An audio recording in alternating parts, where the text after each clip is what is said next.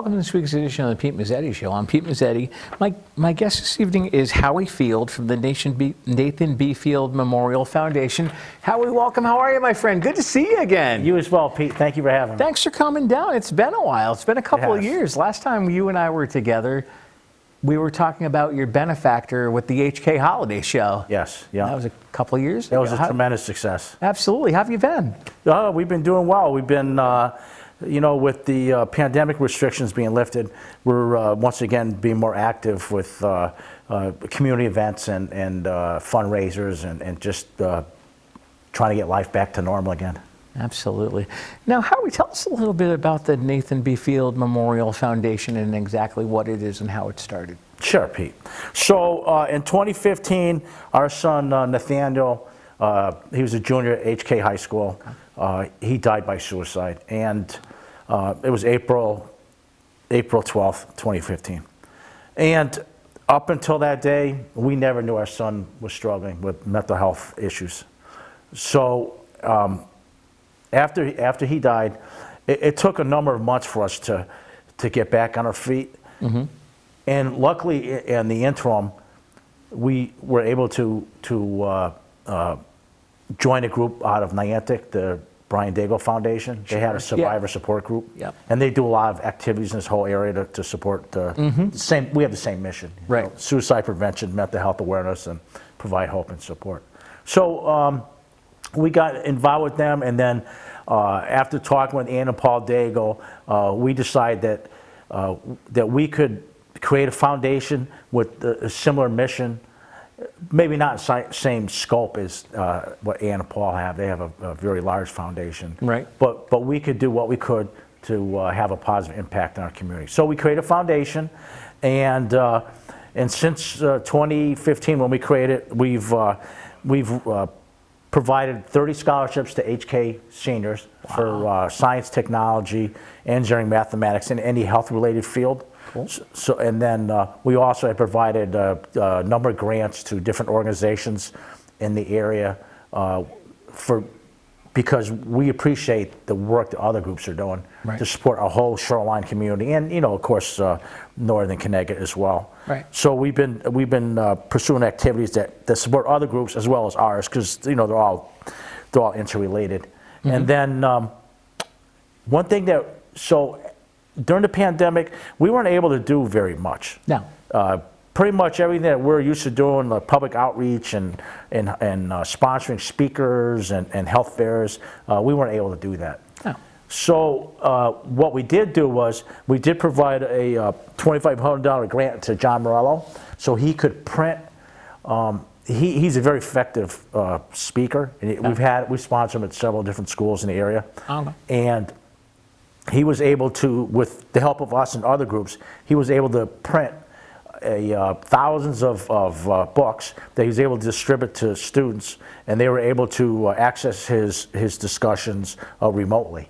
So we were totally supportive of that because it was a lot of work on his part, and it seemed like the least thing we could do was to support him. Absolutely. And so after that, the pandemic restrictions were lifted, and we were able to, since last year, we were able to have a very effective speaker from Southern Connecticut, John Halligan, come to the HK Middle School and High School.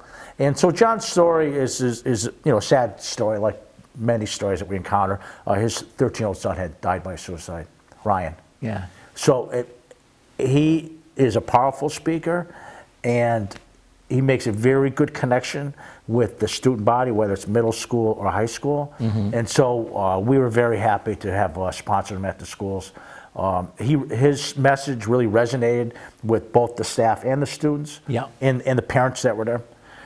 So we were very supportive of having effective speakers come to the schools in the area. And then, like I said, other things we've done is we sponsored a couple of health fairs in Middletown the last 2 years. And that allowed us to get a whole diverse group of organizations to set up a table or booth, or it could be anything. Right. And it's free to the public. They can come in and talk to people from the 30 different organizations, and get it's an informational health fair. Okay. Because that's key to what we're doing and key to what other people do. Oh, absolutely. We need to disseminate information. There's a lot of people are looking for more answers and more support, and health fairs are a great way to reach a large number of people. So that's part of what we've been doing. Now, as far as the mission of your organization, what is your mission? Well, it's pretty clear cut. It's to suicide prevention, mental health awareness, and provide hope and support. So all our activities support our mission statement. Right. Obviously, first on the list is prevent suicide and mental health awareness, because a lot of people are not aware of the resources that are available to them. Right. Because unfortunately, one of the downsides of mental health issues is that a lot of times people are afraid to seek out help. And the help is there, and the support is there. They're just, for whatever reason, they're unable to either get the help they need, or unfortunately, they don't seek the help that's available. Right. So that is a key part of our mission, is mental health awareness. Now, as far as getting the help you need, obviously, if you feel that you are suicidal, you might want to get the help that you need, and there's resources out there, I'm sure. Yeah, so what we tell everybody is, if you need counseling, or you need somebody to talk to, it's great to talk to your friend, but we emphasize you should see a medical health professional. Right. Because they are trained to help people. Right. So we always advocate. It's great to talk to your friends and family, because they're the first line of support for you, but you really should seek a professional. Right. Because the professional can give you the help and the guidance that you need. Right. Yep. I mean, that's what they're trained to do. But having said that, a big part of our mission is really emphasizing people that it's good for you if you have a mental health issue, or emotional issue, or any issue, that you at least talk with your friends or family, or a respected peer like a teacher, or the clergy, or just somebody that you can rely on. Right. We emphasize that's very important as well, because a lot of people with mental health issues feel isolated and alone, and unfortunately, that is one of the big problems with mental health issues, is that they feel very isolated. Absolutely. Yeah. And I remember, because I actually volunteer coached for Morgan a bunch of years ago for lacrosse, and the Brian Daigle Foundation came down and did a lacrosse fundraiser LAX. one day. Yeah, that was a really moving day. It's like, oh my God. They do it to a lot of schools around here. I never knew what to expect and I remember saying to one of the other coaches, I'm like, oh my God. He's like, you're moved, aren't you? He's like, Pete Mezzetti is speechless. He's like, you might want to write down a note and take note. He's like, Mezzetti has nothing to say. Does that happen often? No. No, absolutely not. They're a very powerful organization. Yes, they are. They really helped my wife and I. Yeah. And my daughter. And they, not just us. Yeah. They have helped thousands of people in this area. Absolutely. I mean, they provide a venue where you can sit down and talk to parents or spouses or siblings that have lost a loved one. Yep. And it's just, because people have gone through the same thing that you've gone through, you can't replace that. No. No. Of course not. No. Yeah, and there are other groups in this area, like the Jordan Porco Foundation. Yep. With Marissa Porco. They do they're a much larger organization, but we have NAMI here on the shoreline. There's Changing Minds Advocacy Group in Killingworth. Okay. And of course, American Foundation Suicide Prevention. So there are a lot of groups around here working on the same mission. Right. Now, before I forget, because we got some more time, and it just popped in my mind, we have a fundraiser coming up. Yes, we do. When is it? It is April 29th. Okay. at the Post Falcons in Middletown from 2 to 5 p.m. Okay. And the public's welcome. And it's actually a good opportunity to hang out with a lot of people and have a just relaxing time. Exactly. We have a band. We have a magician coming. We have some raffle stuff. The only thing we can't control is the weather, but hopefully everybody sticks together and says a prayer for good weather. Oh, absolutely. Yeah. So anybody's welcome.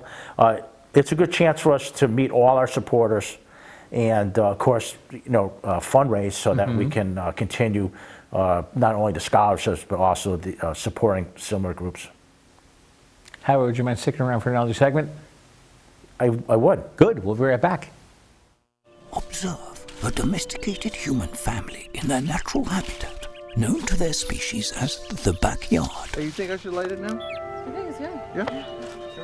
Oh dear, someone is about to burn a pile of debris that's too tall, which can start a wildfire. Wait, could it be? Blimey, it is. It's Smokey. It's Smokey Bear. What a legend. What's he Hey, doing it's here? Smokey. Sorry, it was too high.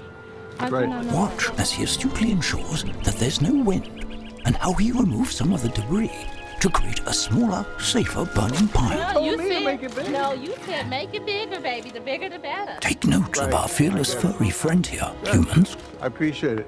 Fist bump. He watching you. Smokey's done it again. Bye, Smokey. Only you can prevent wildfires. Welcome back to this week's edition of the Pete Mezzetti Show. I'm Pete Mezzetti, sitting here with Howie Field from the Nathan B. Field Memorial Foundation. Howie, welcome back. Thank you, Pete. Thank you, my Again, friend. Thank again. you. All right, so we talked a little bit about the fundraiser before the break, so let's open up this segment talking about the fundraiser and maybe some of the activities. I know you and I talked about a magician during the PSA break. Yeah, he's unbelievable how talented he is, and you can watch him all you want. Yeah. And he does stuff, and the first thing I say is, man, I better hang on to my wallet and watch my watch. 'Cause I don't know what he's doing, but stuff is disappearing. It's great. Our event, April 29th, is very upbeat gathering. It's just an opportunity for everybody that's supporting us and each other, Right. the community, to just hang out, have fun, have a few laughs. Yeah. I mean, that's a big part of, we've realized over the years, obviously it's a very serious issue that we're all encountering, but there are times when it's good for us and everybody else just to hang out and have fun. Oh, 'Cause you have to absolutely. do that because you just can't be totally focused on like overwhelming issues because it'll wear you out. Yeah, no, absolutely. No, and it seems like you guys are, now, how did you guys, at the start of the pandemic, handle things with the foundation? Obviously, you couldn't do any fundraisers because everything was done remotely. And that was probably We pretty probably tough. didn't handle it well. Yeah, right. Because it's not like something you plan on. Right. No, we were lucky. People were still donating money. We weren't able to sponsor speakers in any school, Right. and we weren't able to do any health fairs for like a couple of years. But what we did do was we have given a couple organizations in the area, Volunteers in Psychotherapy in West Hartford. Okay. We've actually, because we weren't able to, other than giving scholarships, which we continue to do remotely, other than doing that, we weren't able to do something in person. So we decided that just an infected thing would be to actually give grants to Volunteers in Psychotherapy and the Brian Daigle Foundation and the John Morello. Give them money because they're doing the same thing we're doing on a much bigger scale, but at least we could have a positive impact at a very difficult time. Now let's talk about the John Morello Foundation. What exactly are they? Well, it's not a foundation. He's an actor. Okay. A speaker. I should say Okay. actor. He is an actor, but Right. he's a speaker. Let's talk about John Morello. Yeah. So John, when our son died, Yeah. the principal at HK High School had talked to us about him, and so and saying he was incredibly effective, and so we decided to have him come to high school and the middle school, and he's he's had struggles in his life as well, and so we can relate to what he was his message he was bringing forth for the students. Right. And so we had him come to the middle school several times. We had him actually come to Deep River, Cogginchog, HK. Trying to think where else. I think one more school. I can't think of it off the top of my head. Okay. But we have him come to several schools, and his message resonates with the student body, and very nice guy, and so we were glad we could, before the pandemic, have him go to the schools. But since then, Yeah. we haven't done anyone because it's just recently that the restrictions were lifted. Right. Exactly. Yeah, Exactly. and then since we started sponsoring speakers recently, like I said earlier, we had John Halligan come. He lost his 13-year-old son Ryan to suicide. His son was cyberbullied, and obviously we all know cyberbullying is an incredible problem today, Absolutely. right?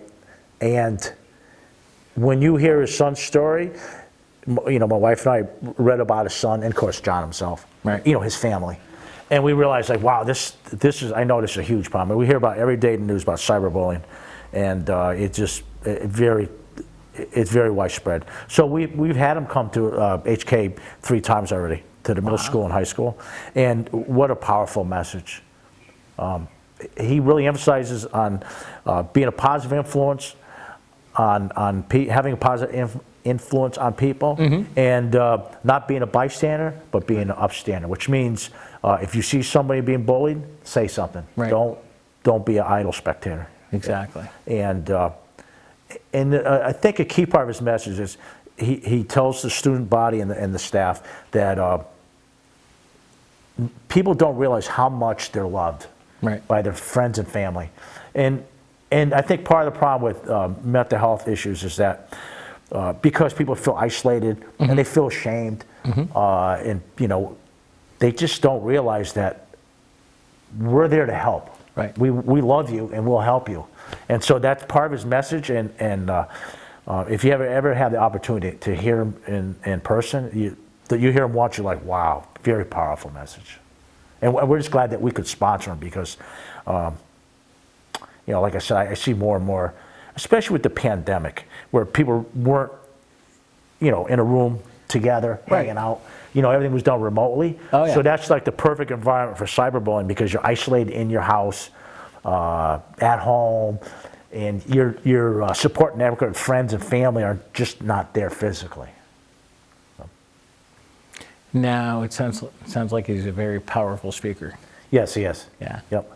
Now is he coming down to this area anytime soon? Or? Well, so the school year is kind of wrapping up. Yep. So normally what we do with speakers Yep. is as soon as the school year starts, then we approach schools In September, and October, try, right. because right now it's Yeah. it's getting nice out. People go on vacations. You got Exactly. spring break. You got graduation, the prom, Exactly. sports. All that other fun It's stuff. actually a tough time to do something in a Yeah. school. But the beginning of school year is the first couple months is 2 or 3 months is the perfect time to have speakers. So yeah, Absolutely. we will be having John come to other schools. Nice. Yeah. Very nice. Now, what else do we want to tell people about the foundation? Well, what I'd like to say is that as Pete and I had talked about earlier, is if you see somebody that you feel is struggling, don't feel like you're intruding on them to offer them help, Right. or at least just listen to them, because that means so much to somebody who's struggling, that somebody reaches out to help them Right. and listens to them. Absolutely. Absolutely. And I'm sure there's signs that Yep. people don't even know. Yeah. Yep. Now, as far as what else we want to, now obviously there's different places you can go and get help, but obviously, Professional help. yeah, professional, Yeah. professional. Yeah. So, I mean, there are support groups, right? Oh, like what my wife and I did Yep, with the right. Daigles. Right. And just talking with people, like I had said earlier, just being with a group of people that have under similar circumstances Right. was invaluable. Absolutely. I don't think that my wife and I would be where we are today emotionally if we hadn't the opportunity to being a group, support group, suicide survivor group. Now, who is on your board of directors for the organization? Well, it's my wife and I, our daughter Christiana, Yeah. and several family members, and a couple of very close friends of ours. There you go. Yep. And if somebody were interested in about our foundation, Yep. the best thing to do is to look at our website, nathanielfield.org. Yep. And pretty much everything that we do is on that website. And if you see something that you'd like to comment on, I've set up a page where you can send me an email. Yep. And I'm the administrator, so you just send me an email and I'll get back to you. Because we do get people that are curious about different things, and we're more than happy to provide a response, a timely response. And now, what types of information can people find on the website? Well, so our Everything. first page is about our foundation and how we got there. Okay. And then we have a page on events, and then we have a whole page on just pretty much pictures, photos of doing stuff. Yeah. Events, but pictures, just mostly pictures. And then we have one page with a whole slew of references, like books and websites people can access. And then we have one page where you can contact me or my wife via our website. You click a button, fill out a form, and fill out the it's form. automatic generated, sent to me. Nice. Yeah. So all the information's on the website. Yeah, everything's on that website. Yep. Okay. Yep. Okay. And as far as, again, I know we talked about this in the first segment, how did the foundation get started? Oh, well, our son, Nathaniel, was a junior at HK, and the day before we were going to go tour colleges, he took his life. And we didn't realize that, up until that point, we didn't realize that he was struggling. He did well in school, he played sports, he was in clubs, he had friends, helped me around the house. I spent a lot of time doing things. Honestly, never once realized that he was struggling. Came as a huge shock to us. So we decided after a few months had gone by, we kind of got back on our feet, and we decided that we would like to have a positive impact on our community. So that's why we created the foundation. Because we realized it then, like, wow, if our son is struggling, there are probably a lot of people struggling that nobody has any idea that they are struggling. And so that really is, like I said, part of our mission is the mental health awareness, because a lot of people don't realize that there are people that they look fine on the outside, but they're having a tough time. Right. Yeah, and they a lot of times they're not sure how to reach out for help. So Exactly. So that's what we're trying to provide. Absolutely. And you guys have the resources that if people want more information, they can get the help. And unfortunately we've lived through it. I mean, I wish I could sit here with you and say, boy, we didn't have to deal with this, but we had to deal with this. Right. And so part of our effort to come to grips with what we've been through is to help other people. Right. And obviously, like you and I talked in the first segment, if you see something, make sure you say something. Absolutely. I think that's a great point, Pete. If you see your friend struggling, or a co-worker, or pretty much anybody, don't feel like you're being nosy or intrusive. Right. Ask them how they're doing. Right. Just make that first step, because you're not being nosy. No. You're trying to help. Exactly. But because we're all raised, for the most part, we're raised, mind your own business, Right. don't bother other people. But you know what? You realize over time that there's nothing wrong with trying to help somebody. No. Ask them how you're doing. Can I help? Exactly. Right, and you'll be surprised a lot of times they'll respond to that. Yeah. No. Absolutely. And if you don't ask the question, you don't know the answer. Right. Right. And obviously, if you don't ask the question and you don't know the answer, then if you ask the question, you know the answer, that they're not doing too well, you can say, hey, this organization is here to help you get the help that you need, or set there's resources out there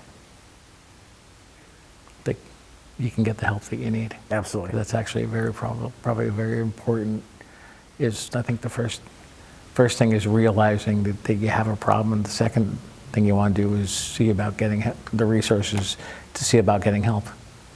Yeah, because you and I, Right. we're part of a support network. Right. We're that person's support network. So there's nothing, you're not being intrusive, saying, No. hey, what's going on, can I help? Yeah, I exactly. mean, that's why we're all here, to help each other. Exactly. And you'll feel better about yourself because Yeah, no. it's a positive action. Oh, absolutely. You guys seem like you're a very worthwhile organization. Hey, you know what? We're doing the best. Yeah, absolutely. Right. Just like everybody else that, involved with similar missions. You know, I think our ultimate goal really is, if we really think about it, is if we can save one life, then we've accomplished our mission. Absolutely. And that's, my wife and I have talked about that many times, and we think that by doing what we're doing, and what you're doing here, letting me speak publicly, Yeah, absolutely. It's incredibly helpful for the community. Yeah, no problem. Howie Fields from the Fields Foundation, thanks for some time. Hopefully we'll see you soon. Yeah, and thank you, Pete. Thanks, Howie. Yep, thank you very much. On behalf of Howie, I'm Pete Mezzetti. Thanks, good night, and we'll see you next time.